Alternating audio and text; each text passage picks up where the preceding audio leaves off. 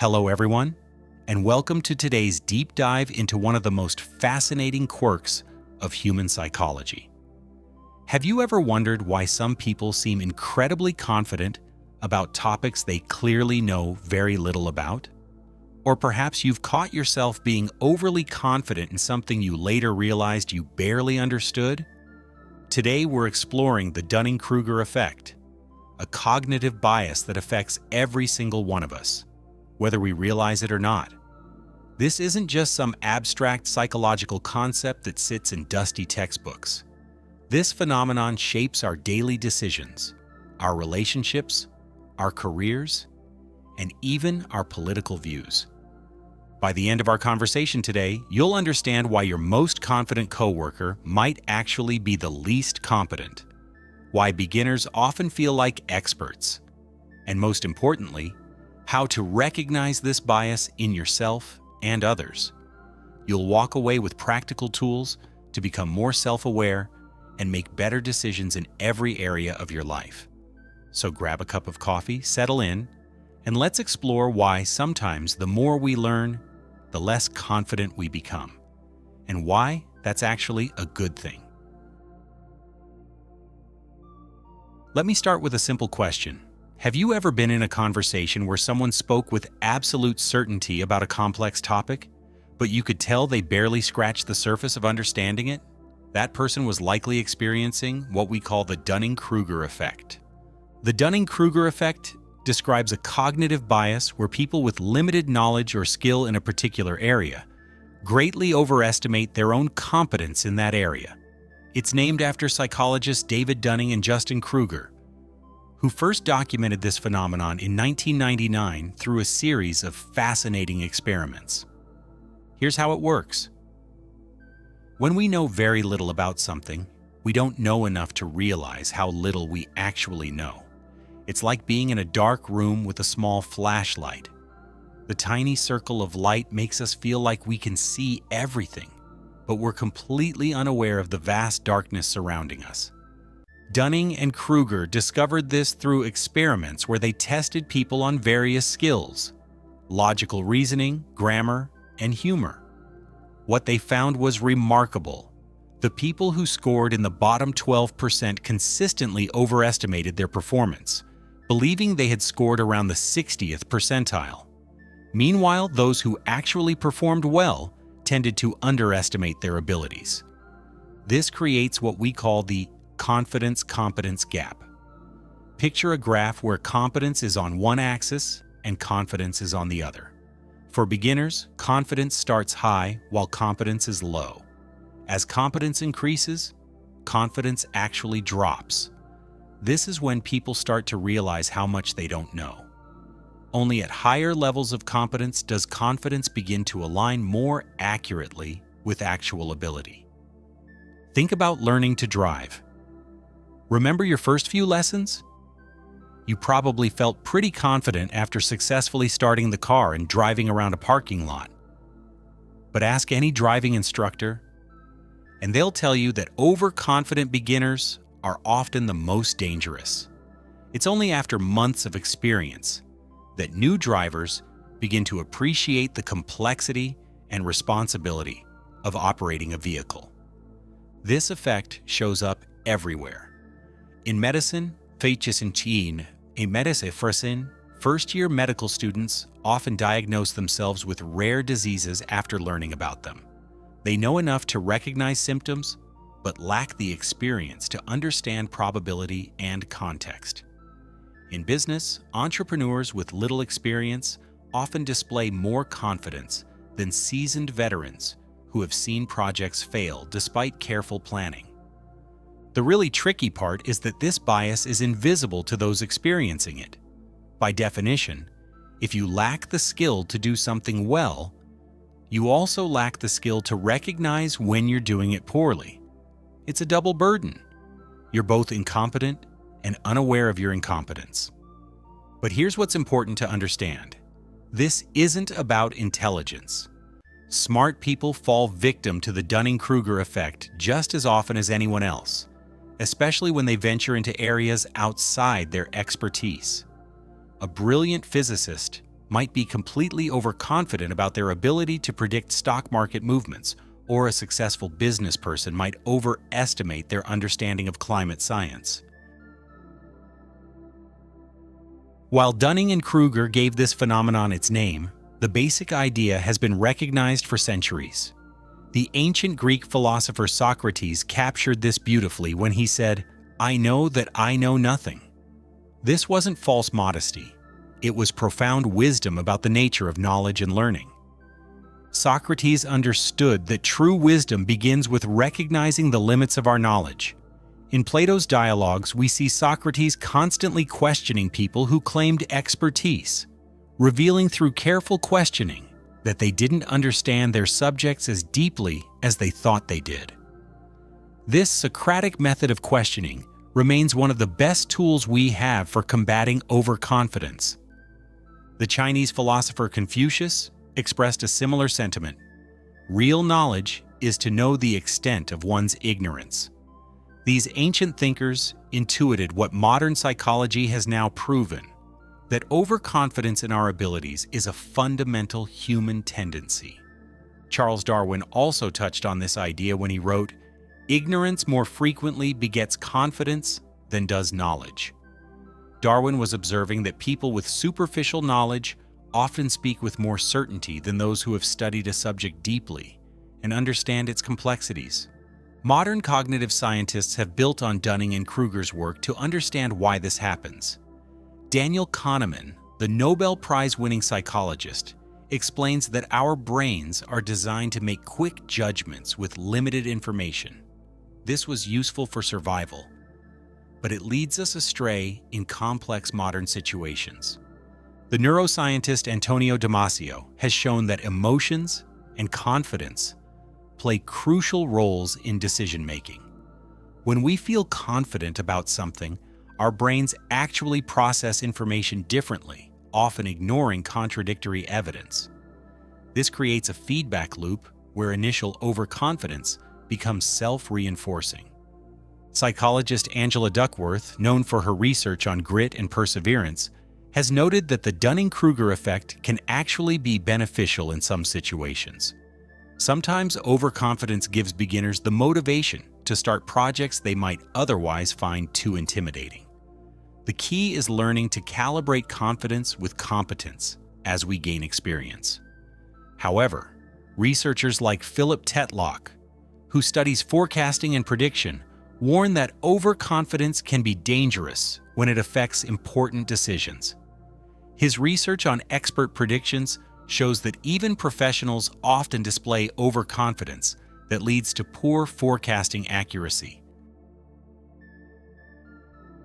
Let's bring this concept down to earth with some examples you'll definitely recognize. The Dunning-Kruger effect shows up everywhere in our daily lives, and once you start noticing it, you'll see it constantly. Take social media, for instance. How often do you see people sharing articles about complex topics like economics, medicine, or climate science with complete confidence, despite having no formal training in these areas? A person might read one article about inflation and suddenly feel qualified to critique monetary policy. They're not being dishonest. They genuinely believe they understand the topic better than they do.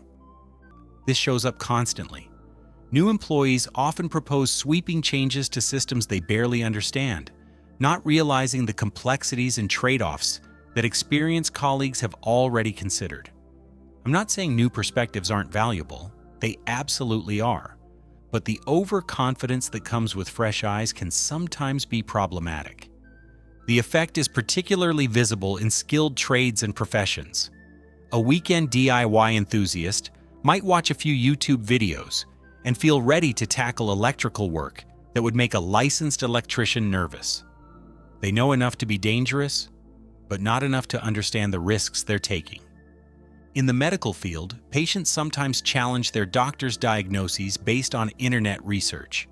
While patient advocacy is important, the confidence that comes from reading WebMD articles can't match years of medical training and clinical experience. The patient knows enough to ask questions, which is good, but may overestimate their diagnostic abilities. Politics is perhaps where we see this effect most clearly. complex policy issues that economists and political scientists spend careers studying are debated by people who have spent minutes reading headlines. This isn't to say ordinary citizens shouldn't engage with politics. Democracy depends on it. But the confidence with which people hold opinions often far exceeds their actual knowledge of the issues. Here's a personal example that might resonate. Cooking.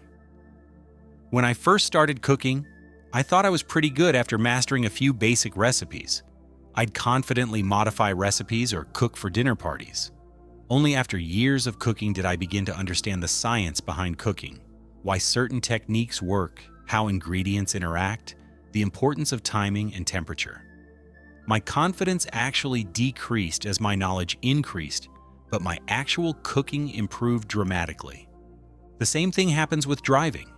New drivers often take risks that experienced drivers avoid, not because they're better drivers, but because they don't yet understand all the things that can go wrong. They have enough skill to feel confident, but not enough experience to be appropriately cautious. In relationships, we see this too. Someone might feel like an expert on relationships after reading a few self-help books, confidently giving advice to friends despite having limited relationship experience themselves. Understanding relationship dynamics intellectually is very different from navigating them successfully over time. The internet has amplified this effect tremendously. We have access to more information than ever before, which can create an illusion of knowledge.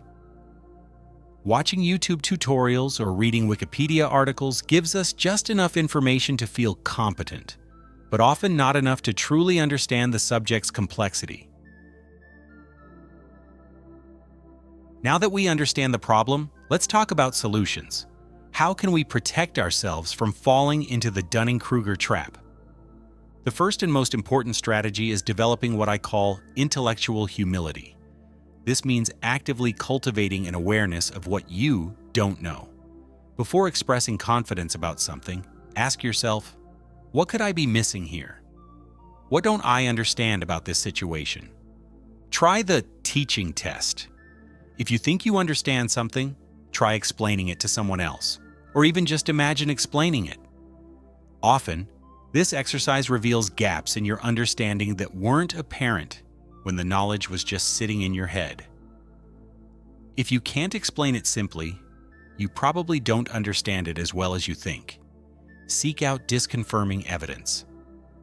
Our brains naturally look for information that confirms what we already believe, but fighting this tendency is crucial. When you feel confident about something, actively search for opposing viewpoints or evidence that might challenge your position. This isn't about becoming wishy-washy. It's about making sure your confidence is warranted. Practice what psychologists call calibrated confidence. This means trying to match your level of certainty to your actual knowledge. Before making a decision or forming an opinion, rate your confidence on a scale of 1 to 10. Then think about whether that confidence level is justified by your experience and knowledge. Embrace the phrase, "I don't know," and its variations. "I'm not sure," "I'd need to look into that more," or "That's outside my area of expertise." These aren't admissions of failure. They're signs of wisdom and self-awareness. People actually respect honesty about limitations more than false confidence.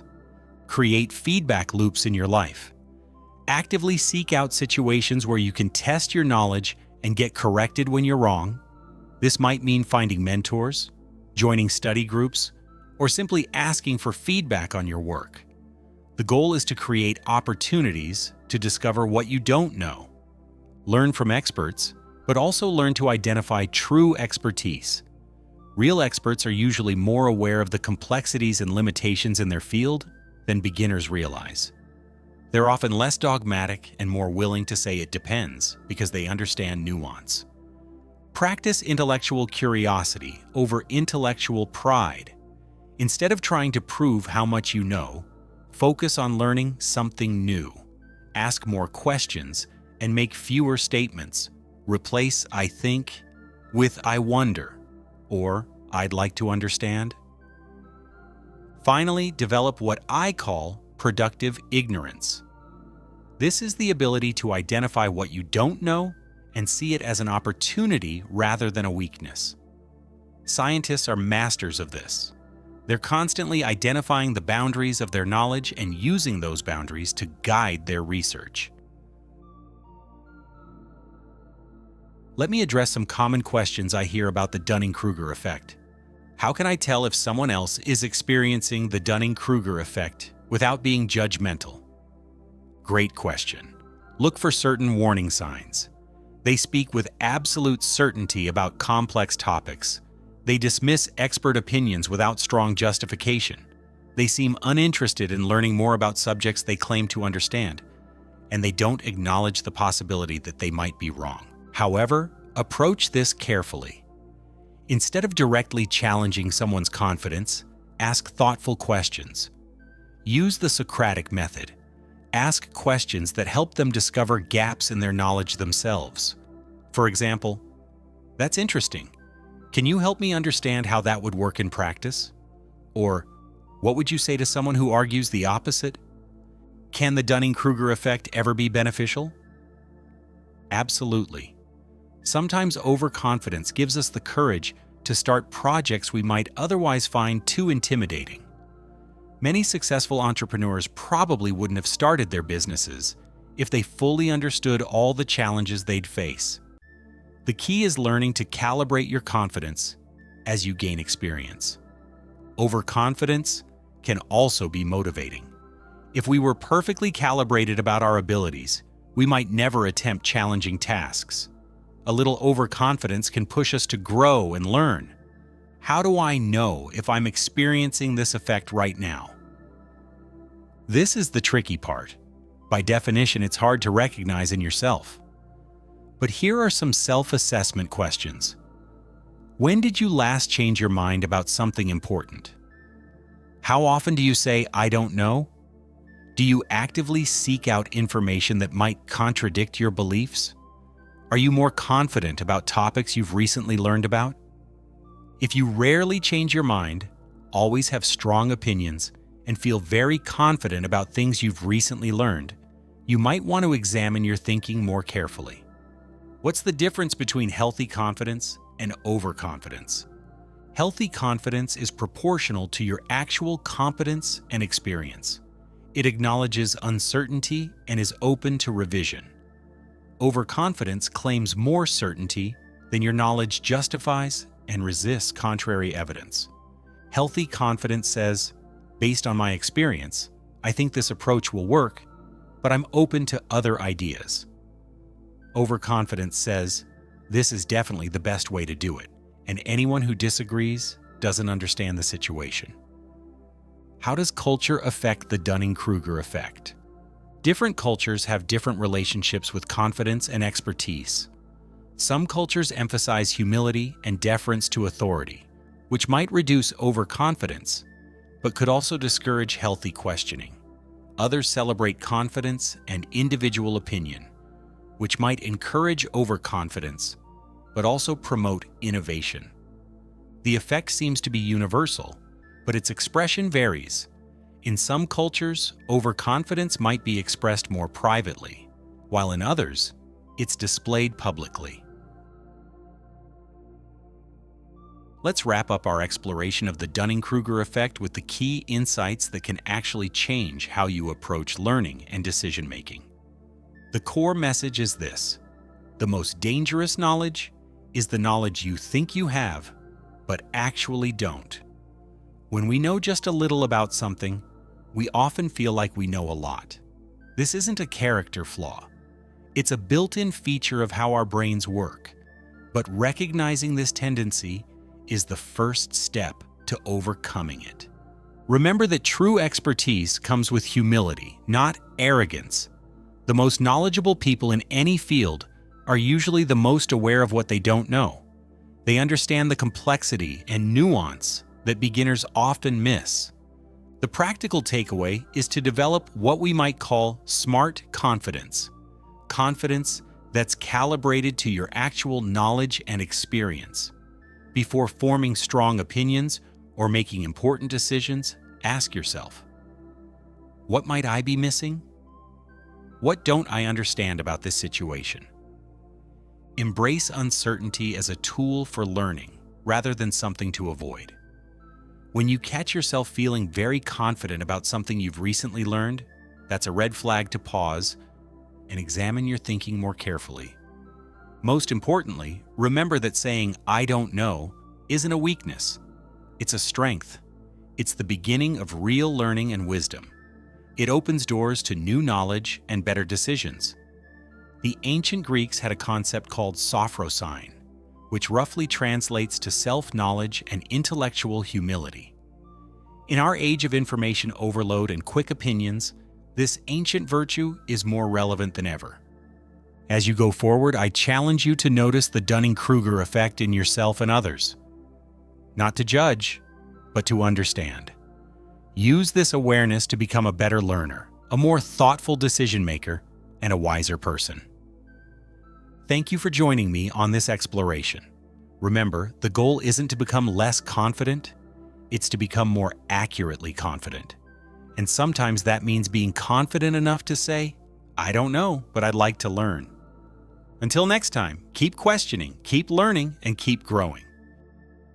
Thanks for listening. Don't forget to like and subscribe.